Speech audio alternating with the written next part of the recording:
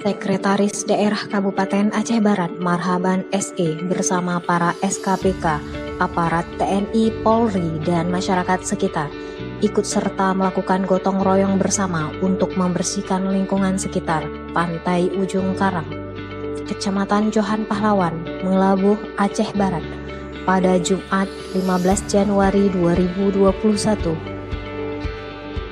Sekda Aceh Barat menyampaikan bahwa kegiatan gotong royong ini merupakan bentuk kesadaran diri kita untuk menjaga lingkungan dan kelestariannya, sebab Aceh sendiri adalah wilayah dengan syariat Islam. Apalagi dan Aceh Barat ini adalah sangat Islam. Hanya kita untuk menjaga kelestarian, menjaga kebersihan, itu adalah tugas orang. Kalau ada yang cepat baik kotor lahir dan dengan api-api yang ada di sini, sehingga kalau kita bersihkan dia terbuka, sehingga indah, sehingga masyarakat bisa untuk berlibur ke sini.